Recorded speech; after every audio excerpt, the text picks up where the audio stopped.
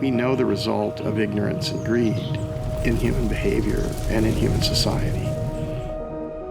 We're not yet fully aware of the result of knowledge, consciousness, and generosity. So that's the moment in history where we are. It's possible to rehabilitate large-scale damaged ecosystems. That's a huge, huge understanding. We can choose consciousness and generosity. And if we do that, we are on the flourishing path.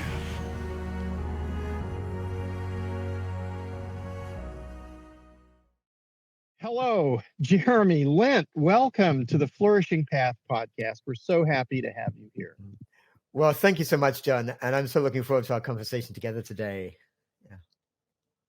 So I was thinking maybe you could start by encapsulating your thinking shortly, and then that'll kick us off as we look at your different books. I've already mentioned in the intro that you have the two earlier books and that you're working on a third book. Yeah. And that you call the other books foundational. Yeah. So tell us a little bit about what your thought is. Yeah, absolutely. Yeah. Well, I think you could get the overall kind of theme of all the work I've been doing for a number of years on the sense that we have to look at deep underlying shifts in the way we make sense of things if we really want to turn our civilization around. Like I imagine most people who are hearing or watching this podcast today realize there's a lot going wrong with our world. And there's all kinds of things we can be doing to try to improve them, try to fix it. But what my work generally focuses on is recognizing that in addition to that stuff, we have to look at the underlying ways in which we make meaning out of the world, in which we make sense of the world. And well, I call that worldviews.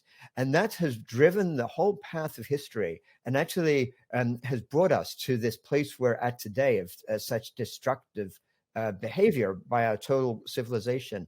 And it's also what we need to shift if we really want to change direction for humanity's future.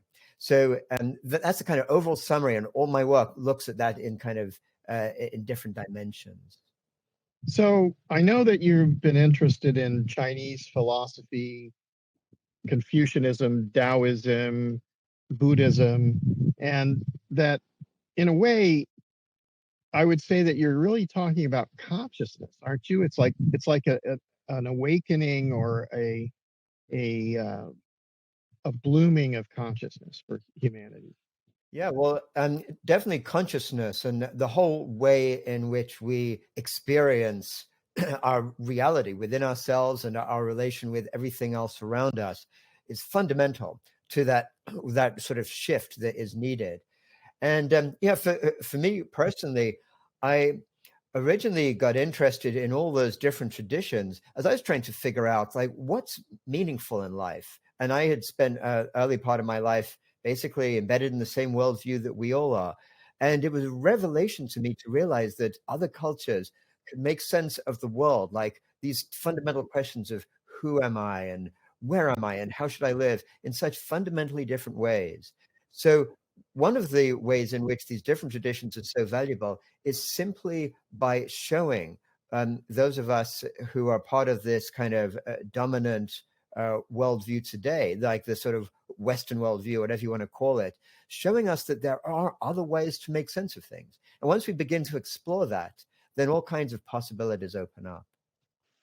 Well, I've been, studying evolutionary succession, and that leads to these sort of awe-inspiring concepts like, well, infinity or symbiosis. And, when you start to think about these things, you go, oh, well, actually, that's sort of enormously profound, but can I fully understand that? Doesn't that require omnipotence or something to really understand that? So we seem to be, but in meditation or in contemplation, of profound thought, it also leads you to a greater understanding, if not a complete understanding. And we seem to be in a different place at this moment, maybe because it's a crisis, but we seem there, human civilization at this moment in time seems to be grappling with whether we're going to survive or not. And so all the things that you're talking about are the things that people have avoided for millennia. Yes, well, I think that that is what is making our time so critical, that we do look at these deeper questions, because there's been all kinds of times in history when different societies hit crises or and have to rethink things. But this is really the first time, really in all humanity's history, where, because our global civilization has such a massive impact on the earth, and there is nowadays only one civilization. Like back a couple of thousand years ago, the Mesopotamian civilization might have collapsed, but the Aztec civilization might have been emerging, or the Chinese civilization doing its thing. Now we have one basically global civilization. So any collapse that happens is a collapse to all of us. And right now, because of the unsustainable way in which our civilization is acting, we are actually driving ourselves to collapse through the ecological collapse that we're actually causing. So it's a real, some people call it a meta crisis. It's a crisis it's multiple crises leading to this actual existential crisis for humanity and for the living earth itself. The earth itself is, as a result of what we're doing globally, is actually beginning to experience the sixth great extinction of species since life began on this earth billions of years ago. Only this is the first one actually caused by just one species, like humanity. So these are the reasons why it's not just a matter of, wow, it would be really nice if we looked at things a different way. It's a matter of the survival of the abundance of life on this earth and of our human, any kind of human flourishing, for us to shift the ways in which we make sense of things and the ways in which we collectively act to each other and to all of life on earth. Well, Bob and Jason, are you hearing anything that sparks your imagination or that you want to ask about? So Jeremy, you were speaking about how we're one civilization now, and that this is an unprecedented time on the human planet, that there is one civilization. I find that really fascinating because, on the one hand, I think the dominant culture that has come to be the primary worldview that involves sort of like a materialistic, objectifying viewpoint on our world, how that has become dominant. It's fascinating that it's dominant, but at the same time, it has unified a civilization on the planet in a sense, where we've become globally connected and globally sort of cohesive in sort of monetary policies. That that tier of society has come together in a unification, but at the same time, its viewpoints are maladaptive to continuing on the planet. And so I'm so curious if you have thoughts on that, because Yeah, I've tried to juggle both points of that in terms of what dominant culture has done. Yeah, no, absolutely. And I think it's key to make a distinction between homogenization and unification. Like say, take a complex system, take an ecosystem, which obviously John is so familiar with. You can look at an ecosystem and you can see that it's unified in the sense that it's a complex whole, and all the different parts relate to each other in these complex dynamic ways, and the whole is actually very much an integrated and unified whole. But it's the exact opposite of homogenized, because each part is doing its things in its unique ways. It's totally different from other parts, even though it's actually acting as part of something very rich and flourishing.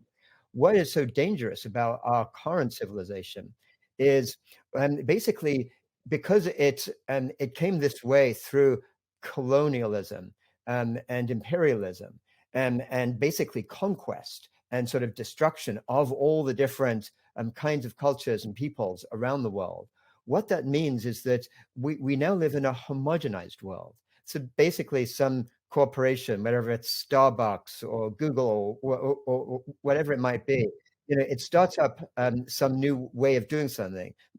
Maybe an even perfect example is something like Uber.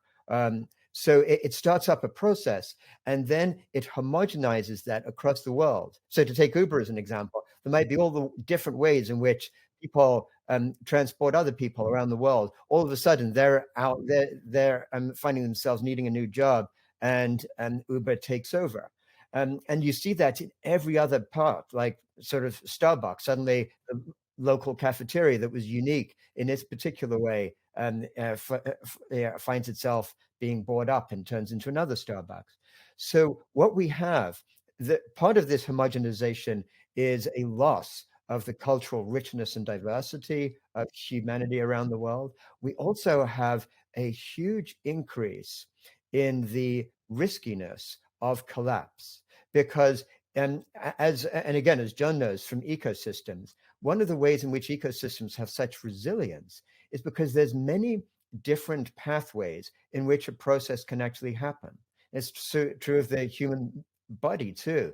There might be one way in which something works in my body, but oftentimes if that's blocked, say maybe it's blood vessels or nerve endings or whatever, they'll find different pathways to make something happen. But in a homogenized global society, if something begins to go wrong, everything can collapse, and there's very little resilience left. It's a very brittle world that we live in right now. So these are just some of the complex systemic dangers that we're looking at as a result of this like massive globalization. Yeah, that's fascinating. Thank you. Yeah, I loved what you just said. The thing that sparked an idea in my mind, or the question, I guess, is why do you? What are the forces that create the situation that leads to mass homogenization, and how do you see us unwinding that to something new? Yeah, sure. Well, it's really began with the rise of European power, starting all the way back hundreds of years ago with the scientific revolution in Europe, like around the 17th century, and the rise of that sort of colonialist enterprise. But in more recent times, the last 100 or so years, basically the core driver of this homogenization is the C word, capitalism. And it's a word that people don't really use too much nowadays. I think they've over the decades, when there was this battle between capitalism and socialism or communism or whatever, it began to be sort of dangerous to like actually use that C word of capitalism in case you are branded as somebody who's out to sort of try to install socialism in place, and look what happened to that and all the rest of it. But the point is that global capitalism is the underlying driver of this process. It's the underlying driver of this growth orientation, the need of our global economy to keep growing year after year after year, even when we've basically already way overshot our ability to be sustainable on the earth. And it's also the way then in which, as soon as one profitable idea comes, it sweeps the rest of that particular industry out of the way. When I think about this, actually, I mean, having lived in China and been and covered the collapse of the Soviet Union and studied history and kind of culture in all of those activities in my youth, I have had a front row seat in observing this, and I would say that memes or sort of like capitalism or communism or socialism, they're sort of catchwords which actually can be interpreted in many different ways, that we really sort of need to look even earlier to things like the golden calf, Like if you look at the idea that the Israelites, Abrahamic people, are worshiping a golden calf instead of waiting for Moses to show up with the law. That's supposedly God's message to how to act. And you look at that, and then you look at what happened through the conquests and so on, and then you get to the early European changes with the like Hansestaats and this sort of thing, and mercantilism. So really, actually, it's the Dutch who have quite a lot of karma here, because they created the first international trading companies, they created the first bourse, they created the insurance companies, and so all of this mercantile thinking, and it, like if you're in China and you think about merchants or you think about military people, well, that's not the highest level of philosophical thought. That's like something that you do because you want to manipulate people, or you want to brutalize people, or you want to control people, or you want to just benefit from selling things. And so when you think about poetry or philosophy, you're really touching on the meaning of life.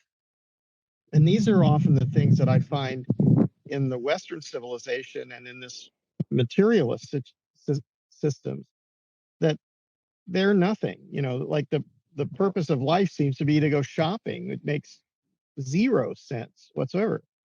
And of course, this doesn't really bring you to the profound understanding that we're going to die, that we're one generation among many generations of human beings. And so we're part of a long series of life and death, but so death is part of life. And to really embrace all of these truths and not avoid them, but actually embrace them.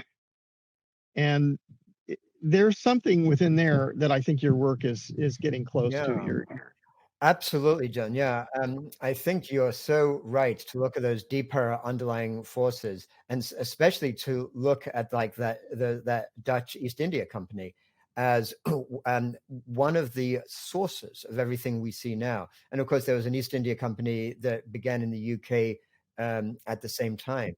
And this is the thing: it's no coincidence that time in Europe, which spawned like the scientific revolution and which led to the industrial revolution somewhat later, was also the time that led not just to the rise of capitalism, but also the rise of the corporation, and also the rise of things like white supremacy. This sense of white people being somehow superior to all other people. And fundamentally, it also led to this view of humans as being fundamentally separate from nature.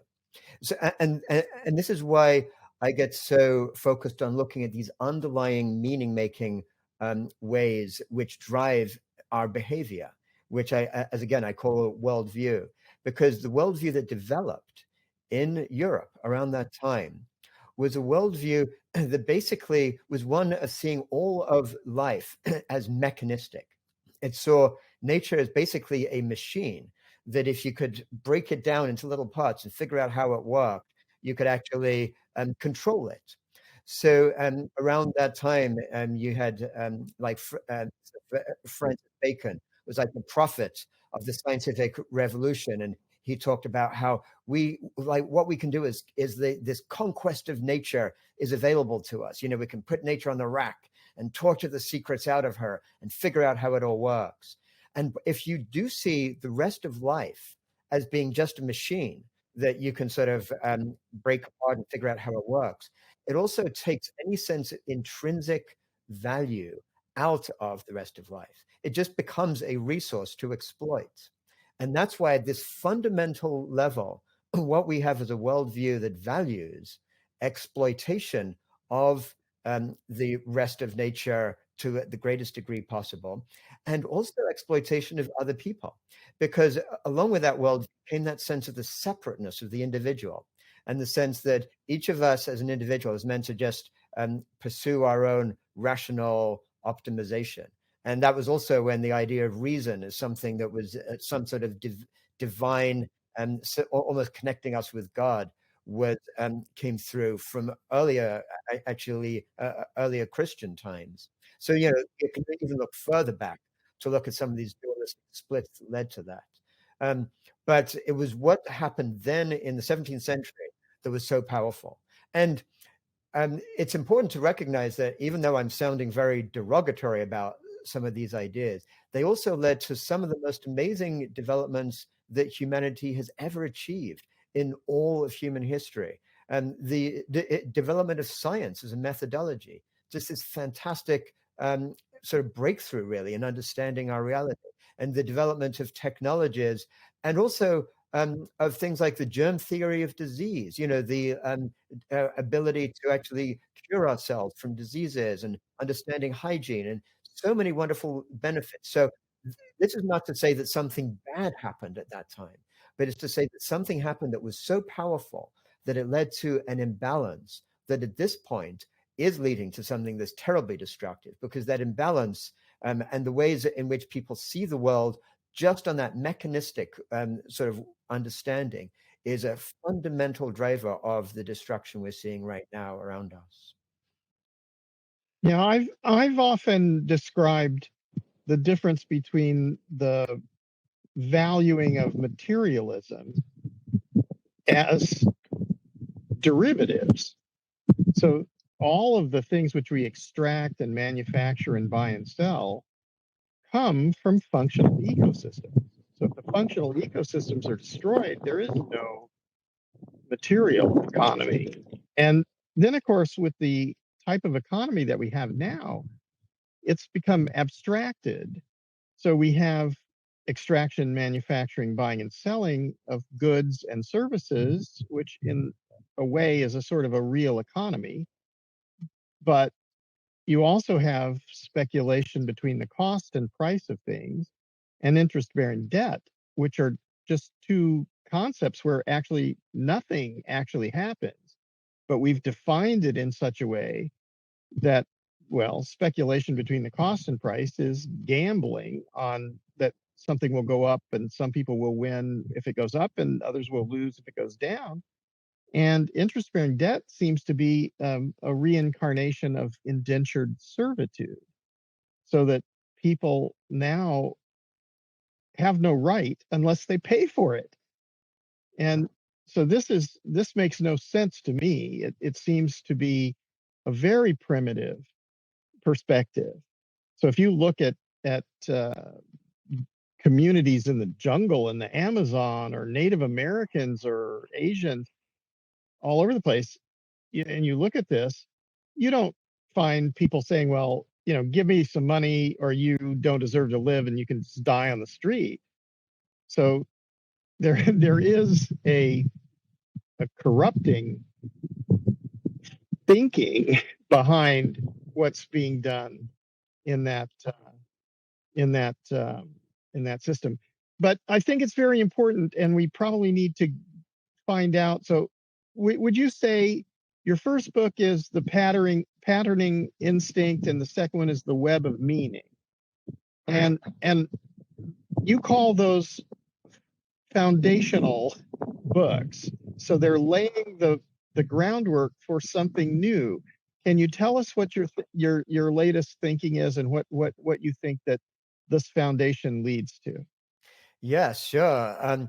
Well, so we've been looking in the last few minutes at what is so wrong with our global civilization right now. The fact that, just as you've been describing, that it's based on sort of wealth accumulation, and it actually is bases on corroding core human values like caring for community, caring for others, because it's like it's all about money, and whoever has the most money then can make even more money from that, etc. And in fact, it's designed to essentially exploit and extract from the rest of the earth and from other human beings as fast as possible. That's the definition of success.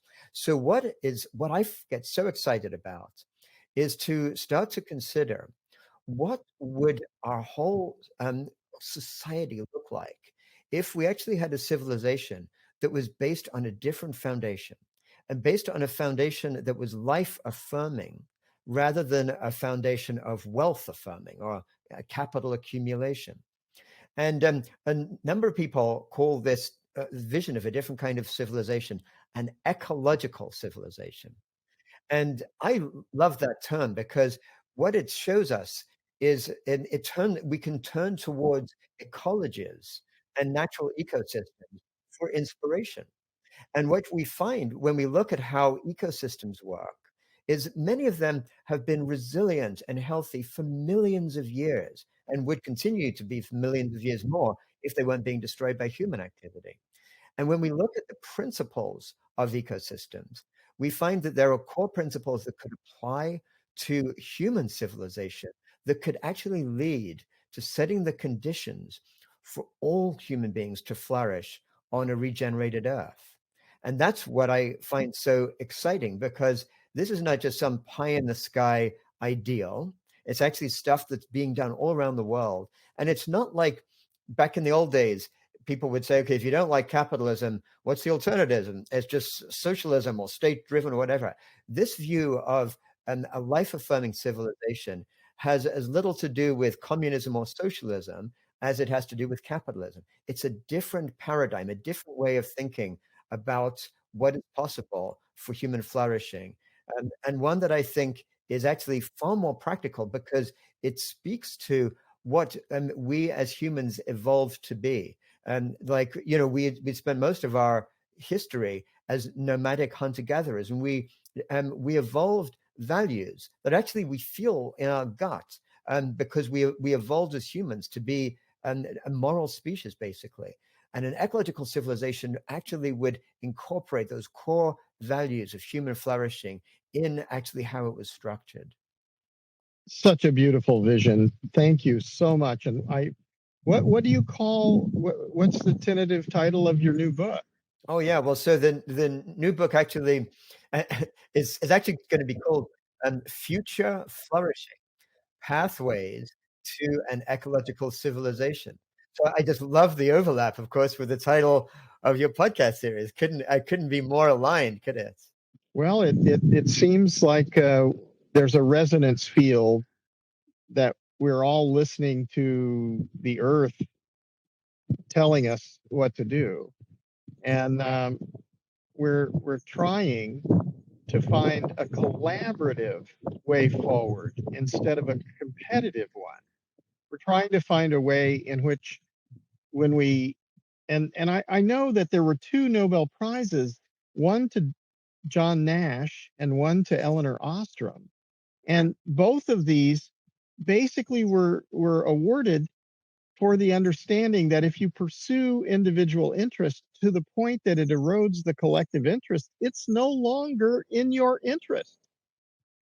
This profound understanding is a lever which, if we work in the interests of all instead of working in the interest of individual interest, we are working in our own individual interest, because all life is, and that also doesn't exclude non-human life forms. It's basically in the interest of all life.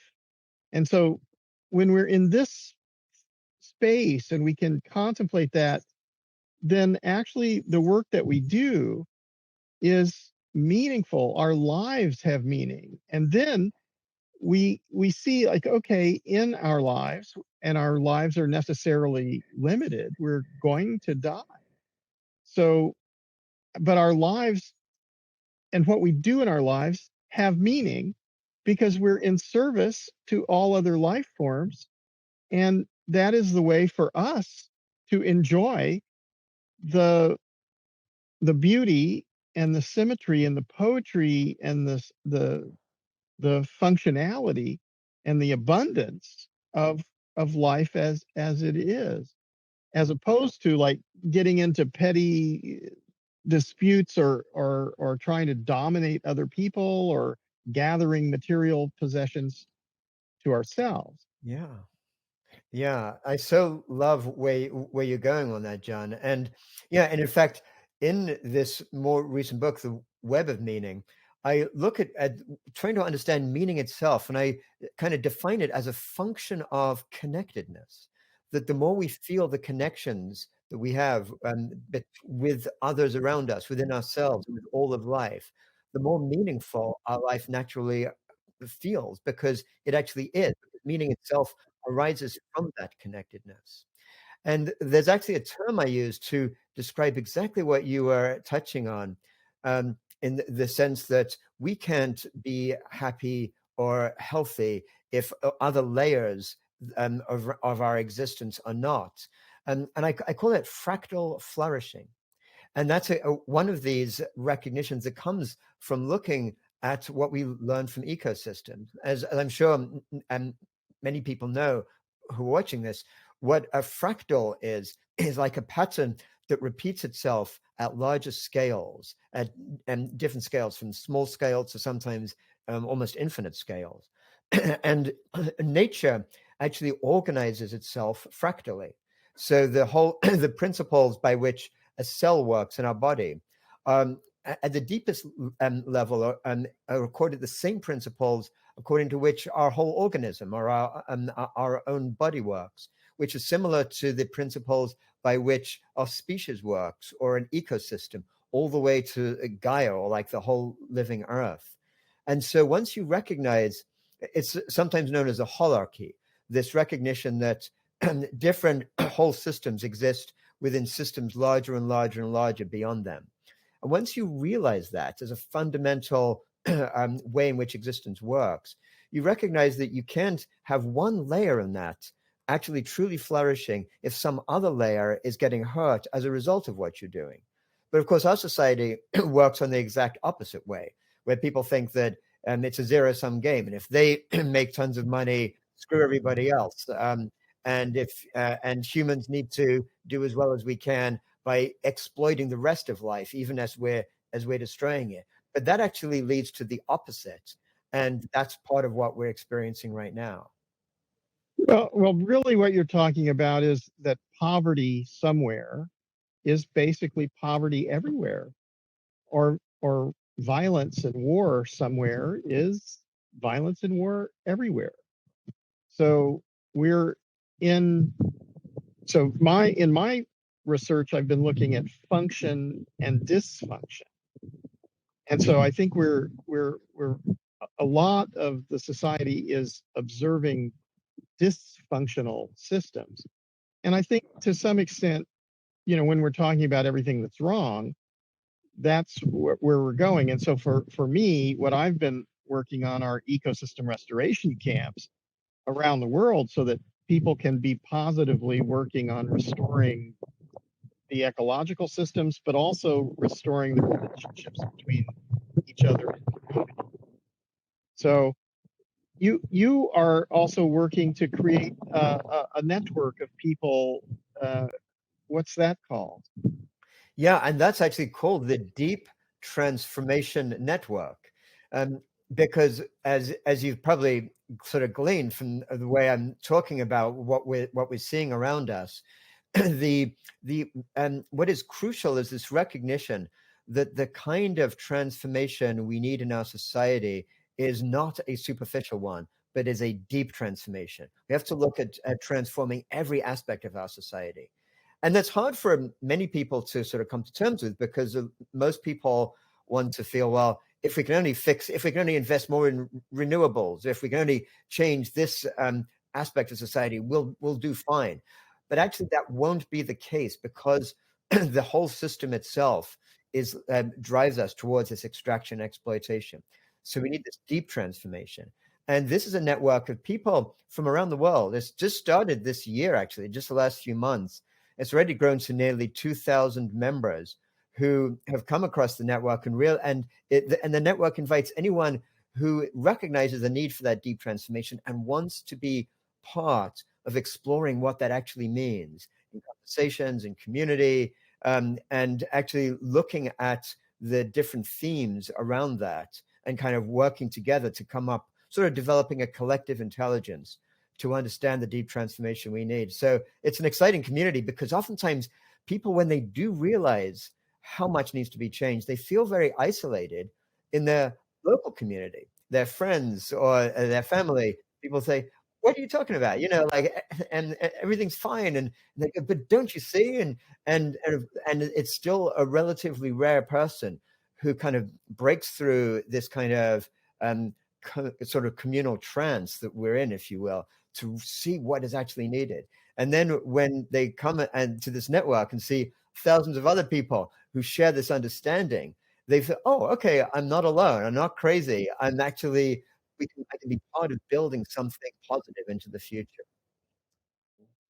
I think that's also the way that the ecosystem restoration camps have been emerging, and how people feel. And I know that there are a lot of young people who study permaculture, and they understand deeply the symbiotic relationships of the ecological systems, but they cannot figure out how that connects to the economic thinking of the dominant cultural point of view. And it doesn't. the reason that they That's can't what find I'm right. it doesn't, because the ecological function is zero in this GDP thinking. And so that is a clue. So when you have like fundamental natural systems, which are the life support systems of the earth, and you call that zero in your economic reasoning, that's a clue that you made a very large mistake, and that mistake Right. is baked in now to this thousands of years of thinking. That's right, John. Yeah. Well, I was just going to say, as you're talking about GDP, that's such a key issue, because most people, I mean, we're told by economists and the media and everything that GDP is the ultimate good, you know, and after, you know, a few years, a politician, the head of state or whatever, is going to be voted in or out based on how much GDP went up. Well, he or she was in power or whatever. Like, you know, if the economy is growing at 3% a year, that's kind of okay. But then if we have if it's not doing that, then there's something bad. So we think the GDP is good, but actually all GDP measures is the rate at which like the living earth and human activity are sucked into the monetary economy. It doesn't actually measure anything that's actually to do with human welfare or the welfare of all of life. And in fact, I mean, what's so amazing when you realize, like, if someone grows vegetables in their organic garden and gives them to their friends, that seems like a really good thing, right? But that's zero effect on GDP. That's not positive at all. Or somebody cycles to work rather than takes a car, that's bad for GDP. But meanwhile, something like an oil spill is great for GDP, because, you know, you have to spend hundreds of millions of dollars on cleaning things up and fixing everything, and all the people who get sick, who end up getting seriously ill in hospital. Even better for GDP, because then you've got all the medical costs. So you can see that this whole measurement of GDP is completely backwards. It makes no sense whatsoever if we're actually thinking about human welfare. Well, you know, one of the things I would take exception to one of the terms you used, because you said people were amassing wealth to themselves. I don't think that, to me, there's real wealth, and then there's this materialistic thinking, and the materialistic thinking is not real wealth. And so what we see is that the value of the oxygenated atmosphere, or the fresh water system, or the fertile soils, or the amazing biodiversity, it's not possible that any of the, well, rather clever and interesting things that human beings have made are more valuable than that. Because we're breathing air, we're drinking water, we're eating food, which comes from fertility, and all of this is self-organized and self-replicated through the amazing living biodiversity. So what are we talking about? So if we want to study and learn things, then we have to think, well, what are we trying to do? Are we trying to learn things so we can dominate other people, or that we can gather material possessions to ourselves? Or are we trying to learn things because anyway, we're going to pass on? And so we're trying to expand the sum of human knowledge so that our lives are part of this long journey that humanity has been on to get to where we are. And if we continue on the path we're on, we're going to destroy the very systems which we depend on for life. So that's why we need a paradigm shift, and that's why your thinking is so important. And that's why I'm so happy that you're here to talk with us today. And I hope that a lot of people will discuss this, and that maybe in the future we can have more conversations and we can connect. And one of the things that I've been thinking about is the different, like even with communications, with media, with filmmaking, television, podcasting, whatever, it's an analog. It's where we're discussing concepts so that people can have a collective intelligence. I've been calling that collaborative inquiry for collective intelligence. I love it. Great phrase. Yeah. And so if we can go in that direction, then everybody will know the same things. We'll have the same worldview, and our worldview won't be prejudice based on a single culture or racist thinking or domination or something. It'll be based on our collective study of what is fundamentally true on the earth. That really is what I like education. I've been thinking about the way education is taught now, and it looks to me like the majority of it is socialization, and then another part of it is vocational training. I'm not sure which is more, but there's a lot of socialization and quite a lot of vocational training. But there are not that many people who are doing the more classical study of philosophy and thought and meaning. Exactly. And I think education is a crucial element to take a look at closely. I was talking before about an ecological civilization. And one of the things that we would need to be looking at to be transformed in that life-affirming civilization would be education. Because right now, just as you say, the way education is structured is really to try to to prepare young people for this kind of corporate marketplace.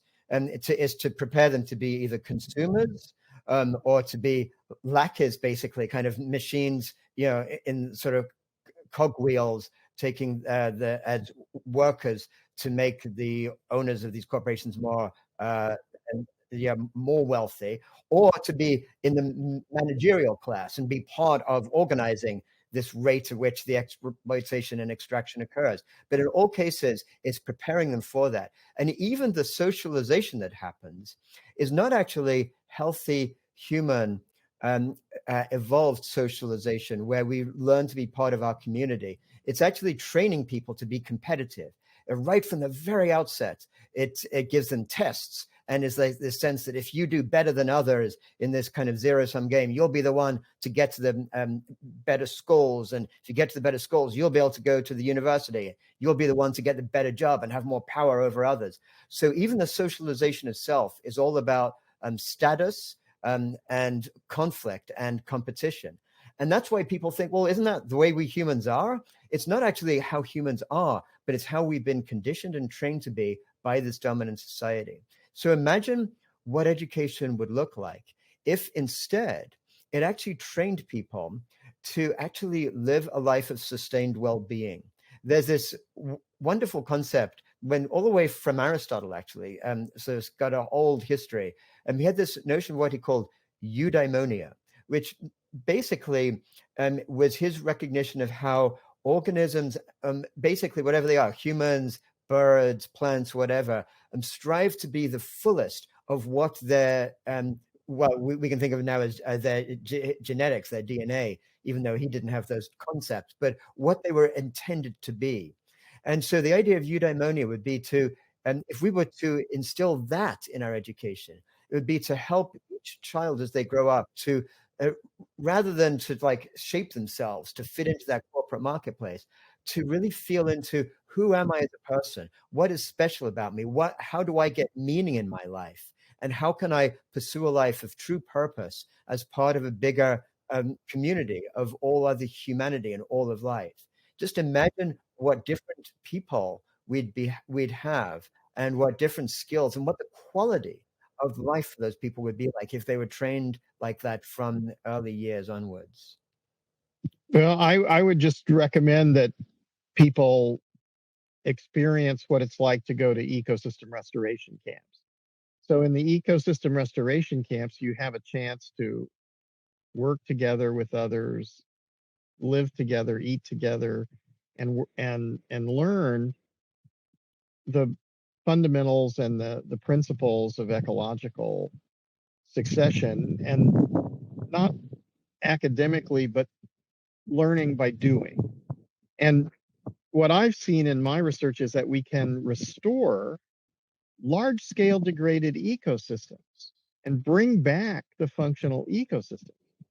So if we stop with this idea that the purpose of life is to go shopping and manufacture and buy and sell things and dominate others, and we realize that we're just passing through and let's all have a good time. Let's realize that if you're born, you're a representation of all life since the beginning of time. You don't need to buy your rights. You have equal rights with every other living thing. And in fact, we're in symbiotic relationship to everything else. So you can't actually pull things out and say, well, we don't need that and throw it away without driving the system into collapse. Right. So we really need to like have this calm, quiet. And when we do that, we realize that there's massive abundance on the earth. But this selfishness is valuing scarcity above abundance. Right. And so by excluding large numbers of people, then you get large numbers of poor people, but a minority of super wealthy people who have accumulated all the material possessions. Yeah. So yeah, I think we have a long way to go, and I hope that we can have many more conversations like this and discuss the way forward or discuss what's changing. Because now we seem to be in a point in human history where we're reaching tipping points, and we are beyond and in unknown areas of planetary boundaries. Yes. So beyond the planetary boundaries. So if we don't understand this and we don't address this, then there are predictable catastrophic outcomes. Yes. So that's right. That is so true. And that's what so many earth scientists from around the world are warning us about. I mean, people aren't even aware of it because the mainstream media barely even talks about it. But thousands of serious scientists around the world have written papers called like things like Scientists' Warning to Humanity, saying exactly what you're saying, John, that we are very rapidly moving beyond the threshold of what is even possible for a civilization to exist on this planet in this way. And people don't realize how close we are to those tipping points and how drastically we need to change what we're doing. And to your point that you were saying earlier, it's that you were mentioning this notion of like people realizing that we can realize that we are sort of life as part of life. And that comes to this fundamental need to that shift our very identity. Like we're told by our dominant worldview that we're separate individuals and we exist separately from certainly non-human nature, which is viewed as something that's separate, but even separate from other people. And so what life is all about is just to try to optimize for ourselves, to try to get as wealthy and powerful as we can. But actually, And I love what it sounds like in the restoration camps where you work with ecosystems around, you slow down, you feel part of it. You begin to realize that actually each of us is life. It's not that we are trying to do something for nature or whatever. We are nature. I was actually in COP21 some years back in Paris, and there were these great signs all over the city saying, we're not fighting for nature, we are nature defending itself. And that's such a paradigm shift, when we get to realize we're actually part of life as it's been unfolding over billions of years. And it's going to continue to unfold over billions of years into the future. And once we see that that's what we are, we're like this momentary manifestation of that. It shifts our very way of being, that rather than wanting to try to just kind of, buy the new piece of clothing or going out to the fancy restaurant or whatever, we actually get drawn to want to put our energy, our life energy, into doing something for life. And that's the kind of shift that is needed. That's fascinating. One thing we're doing at the Land and sort of shifting our perspective in this direction. Originally, we were here running primarily, I should say 2 years ago, right at the beginning of COVID, running like corporate retreats and weddings. And through the COVID period, we sort of had a breakthrough in that slowing down of what we wanted our purpose here to be. And funny enough, we've fallen upon this same word, Eudaimonia, that you were describing before, and the fact that it's a daimon, or relative to the Greek or the Roman phrase genie, which is it's the idea that it's an attendant spirit, and it's something that each individual is born with and can have a relationship with that guides them in their life, and also relative to the term intuition, like are we living from our intuitive mind? Are we living from our rational mind? And so all of the work we do here is about looking at how to shift that dominant perspective, at least while you're here on the Land, towards people understanding that relationship with their intuitive mind. And from that intuitive mind, you're developing a relational perspective with life versus an objectifying and cause and effect type of relationship, where it's because it's painful to be separate. Fundamentally, I think we're all here on the winning team by virtue of the fact that this reality is set up to be painful when you're separate. And then the best coping mechanisms that we've developed as a society for that separateness and that pain is to acquire more money, power, prestige, at least as it's perceived in the individual's eyes. But that's not real power. That's not real wealth, as we've all been talking about on this podcast. And so I think I guess the two things that we've really been focusing on are, one, how do we start creating a culture, at least on the Land, like sort of don't try to tear down the old, but build the new, create the new possibility. And so the new possibility here being that it's a culture based on where our highest value is people learning a relationship with their intuition. And then secondarily, equally with that is looking at the places where we as a dominant culture have decided that we don't want to associate with.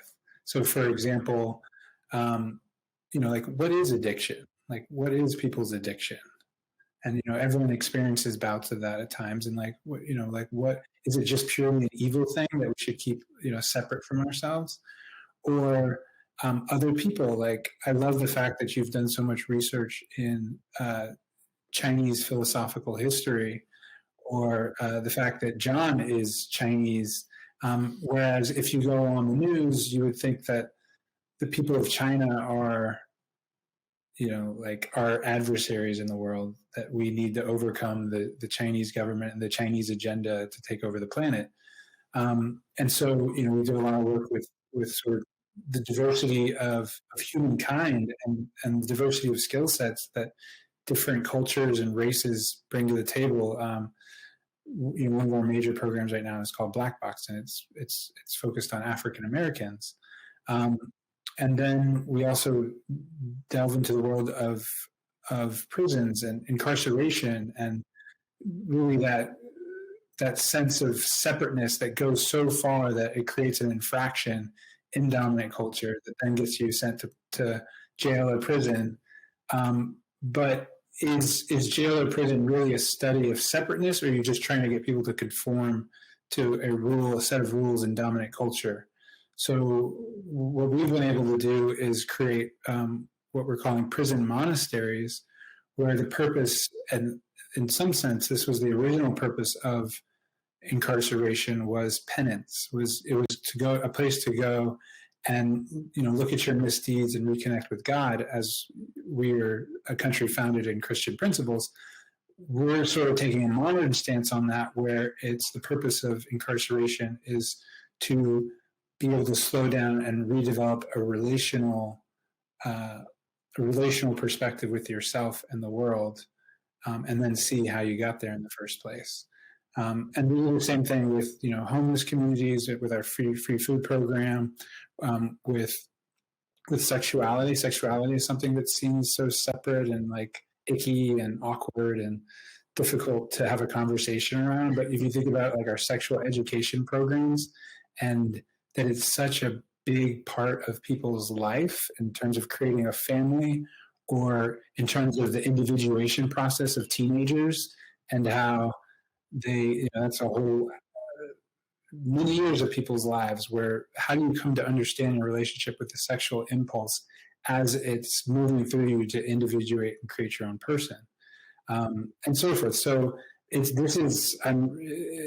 amazing to be having this conversation with both of you, and to see, I guess, more people in the transformational network, as you describe it. Yeah.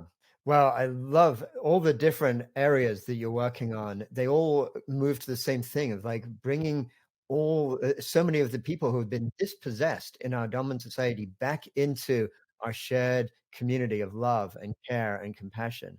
And just my heart goes out to this beautiful projects that you're describing there. And I so appreciate your focus on intuition that you are that you're talking about. I think that is crucially important. And in fact, one of the things that I explore in some detail in this more recent book, The Web of Meaning, is this recognition that we as human beings have what I call an integrated consciousness. That in fact, if you ask somebody in our dominant worldview any sort of sense about identity, they'll almost certainly talk about their identity being their brain, their thinking head. So that comes from that original, that most famous statement in philosophy from Descartes, back again in those days of the scientific revolution, who said, "I think, therefore I am." So there's a sense that identity only exists in that sort of that very conscious thinking capacity. And that was part of what led the Europeans at that time to see themselves as being not just separate from nature, but actually the only truly existing aspect of nature. Because if you think, therefore I am, and if other animals don't think, they don't really have a full existence. And the feelings that our body has also doesn't have a true existence. There's only our thinking capacity is like this kind of, our true soul is housed up there in the brain in this kind of sort of wetware, as people think of it nowadays. It's kind of sort of massive flesh and bones that if you treat it well, maybe it'll keep our true soul sort of going for a few decades or whatever. But in fact, we as humans also have what I call in the book our animate consciousness. If we think of that thinking as our conceptual consciousness, we have an animate consciousness, which is what we share with all of life. Basically, if we can recognize that, high functioning mammals like, say, elephants or like dolphins or whatever have a real intelligence and beyond our human intelligence, But what we now know from scientists studying it is that the trees, like the very trees behind you, John, a part of the forest, they are truly intelligent. They actually have more than a dozen different ways in which they sense the environment. Trees, as of course John can tell us, I'm sure, even more eloquently than me, but through the mycorrhizal fungal network in the ground, they communicate with other trees. So a forest has a collective intelligence where trees are actually determining what to do. And even a single cell and actually senses the world and makes decisions as to what to do. And that's what is this animate intelligence that we as humans share with all of nature. So it's through recognizing that we as human beings are both have a conceptual and an animate intelligence, that we can develop what I call a true integrated intelligence. And it's through that animate intelligence that we feel that deep connection that you've been describing, John, when you're doing the ecosystem restoration work and people feel connected with the earth. They're not doing that through thinking about it so much. They're doing it through feeling it, because they're realizing how much of each of our human organism shares basically so much with all of life around us. Well, I would actually say they are thinking, but they're also feeling. So they're in a more holistic state as they're doing this, and they're using all of their senses. They're feeling the subtle changes of the wind or the temperature or the moisture levels. And every time I have a really brilliant thought, the wind picks up. I notice that it's happening all the time now. So, it really, to feel that and to understand that, because if we're in another state, we're oblivious to what's going on. I worked for CBS News for a decade. And I tell you, those guys in New York, they would call you wherever you are, and they didn't know whether it was raining in Manhattan because they were in a bunker. And, for them to think that they know what's going on in tribal areas of Pakistan or something is ludicrous. It was really kind of like, really? What are you saying? And there was one really outrageous thing which speaks to this capitalism, communism thing. This was in the glasnost perestroika period in the former Soviet Union just before the collapse. And I remember we had to do these satellite transmissions from Gostel radio, and it was all very complicated, and you had to pass through security and soldiers and all this ridiculous. And I was there at Gostel radio talking to the technician in New York, and he said that the corporation is firing people left and right. Oh my God, the workers of the world should unite. And I'm like, I'm looking at the phone, and I'm like, what are you talking about? This is ridiculous. I'm in Moscow. I just had to give a bottle of whiskey to the technician here just to make this thing work. If I didn't give him a bottle of whiskey, you're not going to see the news tonight. And the level of crazy is getting I mean, and this also reminds me of things like Voltaire, the absurdity, but it's so true. It's ludicrous and absurd, but it's also fundamentally true. And I think we need to find humor, we need to find compassion, we need to find forgiveness, we need to find peace, and we need to work together to ensure that our civilization can survive. So I think when you start looking at possibilities and you see if then, and if this, then, well, ecological collapse, well, that's the end of civilization. So, no, we can't go there. We're required to be calm, to gather everyone and say, hey, this is serious. There's a global pandemic. Like millions will die if we don't deal with this, so let's be careful. And I think we have to look at, like, we have biodiversity loss. We're in the 6th great extinction. And what's the possibility with, if you have a species die out, the top of the food chain is the most at risk.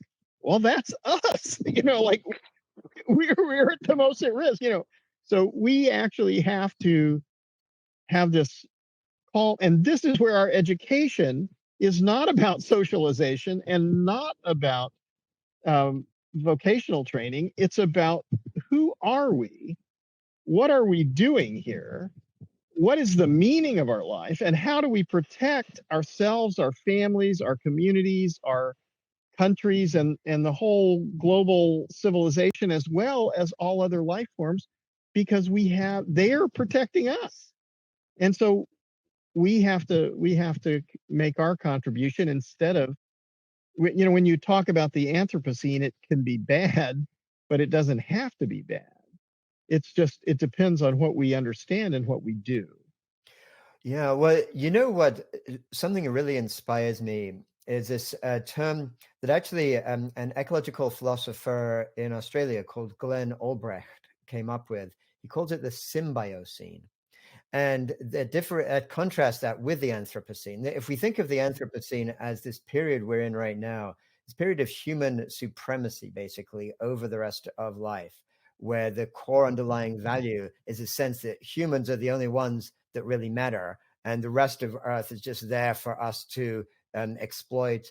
And within that mindset, even people who are relatively more sort of progressive or thoughtful, and they say, oh, we have to stop growing so much because it's unsustainable. But even there, oftentimes they still see the rest of Earth as being there for humanity, but they're trying to be a little bit smarter and say, we should make it sustainable so we can exploit and extract at a more sustainable pace. But it still sees that separation.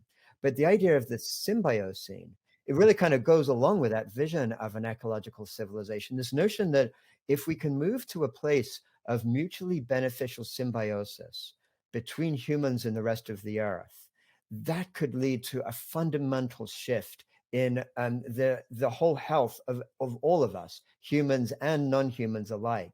And mutually beneficial symbiosis basically means that looking at what each different part of that relationship brings to the table that is unique and special, but not to exploit the other part, but to offer it to the other part. And then the other part offers in reciprocity what is unique and special for the first part. And believe it or not, we're told that nature is competitive, and we hear about the selfish gene, this kind of idea that Richard Dawkins put out decades ago.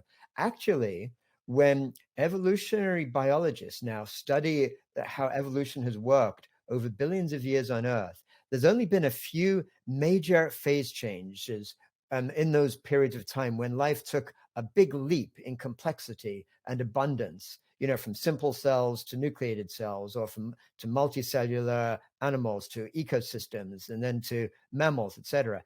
And here's what's fascinating. Every one of those steps came about through mutually beneficial symbiosis, when different organisms learned how to actually work together for the benefit of both of them rather than one or the other.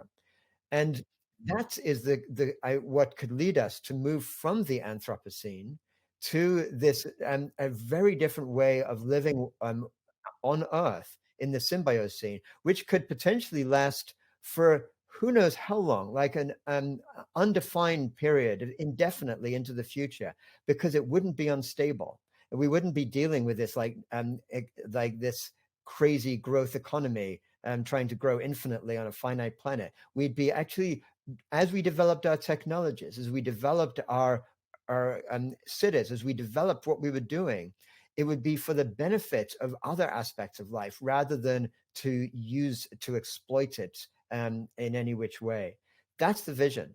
And again, what is so exciting is that there are practical ways to do that. And what you're working on with the ecosystem restoration is one of the guiding lights of what's actually possible to move us to that different way of being. I would suggest something also there that may be helpful in looking at it, because it's definitely true that you can't infinitely grow based on finite resources. But we also have to consider the concept of what is money, because we have sort of equated money with some false logic. And money is whatever we say it is. It's a means of exchange, a storehouse of value, and a trust mechanism. So we can basically make that from cowrie shells, or we could make it from rocks, or we could make it from metal, or we could make it from paper and promissory notes. But it's basically a trust mechanism. And what I realized is that actually there's very little basis to the monetary system as we have it now. It's being printed, and it's numbers, and those numbers are given to certain people and not given to other people. And it's not even necessarily, I mean, certainly from speculation between the cost and price and interest bearing debt, it has nothing to do with productivity or real goods. And if we based our economy and our monetary system on ecological function, then it would have a true basis that, like, if you increase biodiversity, increase biomass, increase the accumulation of organic matter, re-regulate the hydrological cycle, improve, and protect the natural life support systems of the earth, that's the highest value that you can do. And so if what I realized a long time ago is, like, nobody understands this, but it doesn't matter. If you do it, you're creating this value. And so doing it and creating the value is a leap of faith that actually says, okay, if you don't understand it now, you will at some point. You have to learn this, because if we don't do this, it doesn't matter, nothing else matters, because we're going to collapse our civilization. And so whoever does this creates this value. And that does mean, in these cases where we're working with refugees or working with imprisoned people, or the homeless, or the hungry, it's almost like that statement in Christianity that the last shall be first and the meek will inherit the earth. So by choosing to go to the worst place and restore the ecological function, that is creation of value. And that is not only creation of value, but that's full employment, that's food security, that's re-regulation of the hydrological cycle and climate regulation. It can even regulate the extreme and erratic weather events that we're experiencing, because we know so much about the symbiosis of the systems. So this is a fabulous, we could talk forever, but I know you have a hard stop at some point, so I don't want to keep going too long.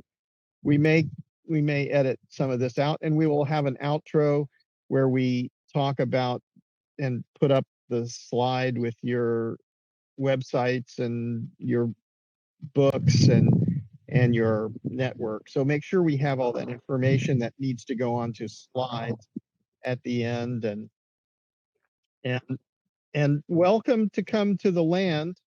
I'm going to be headed to Europe and Egypt soon, but Bob and Jason are here, and there are many other people here. So you're just an hour and a half away. So yeah, pop I up. tell you, I'd love to see, to actually be there in person, actually feel into all the great work you're doing. I think it might be possible to easily organize like a presentation and a talk to the community in the Anderson Valley about this. There's also like a radio station here, a little community radio station, a little paper. So we could make Anderson Valley aware of the ecological civilization to come. That's wonderful. Well, thank you so much. What a rich and fertile conversation this has been, and I'm so inspired by the work you're doing, and so many other people are.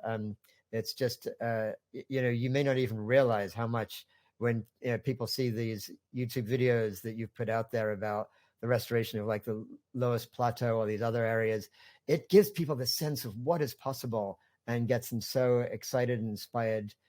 So thank you for all that you're doing. It's so meaningful. Jeremy, thank you for saying that. I have a real problem with egotism, so I don't want to overdo that. I'm trying to go into deep meditation and realize how finite and how precious each moment of life is, and not think about extraneous things. But thank you for those nice words. But I wish I could be more gracious in my gratitude, but I'm always feeling pulls in different ways between overconfidence of ego and insecurity. So I don't know exactly what I need to do about that. My wife calls my ego Igor, and I feel like Eeyore, the donkey, in Winnie the Pooh. But I've come to believe and feel that there's a flow state where Igor and Eeyore are there, but they kind of cancel each other out, and that's a good place to be. So I'm trying for that. But thank you, and how wonderful. I will promote the books and show people how to get a hold of those, and we'll keep updating them as your new book comes forward. We can do this again whenever you feel like it. That sounds great. Well, you know what might be great is when the new book, and it'll be a while yet, but when the new book is ready to come out, that'll be a great time to talk. But I'll to do something like this. But I'll be wanting to incorporate some of the work you're doing in the book, so I can talk about it as part of one of those examples, and people can see, oh, this ecological civilization, it's for real. It can actually happen. So, well, that's great. And wonderful to have you again. Thank you, Jeremy. Thank you, Jason, Bob, the land, all the people who are working in the background, editing and so on. Thank you, everybody. Yeah, thanks, Jason and Bob. Really great to be in conversation with you both. Yeah, this is amazing. Thanks, Jeremy. Look forward to more. Okay, take care now. Okay, bye all. Bye-bye. Thanks.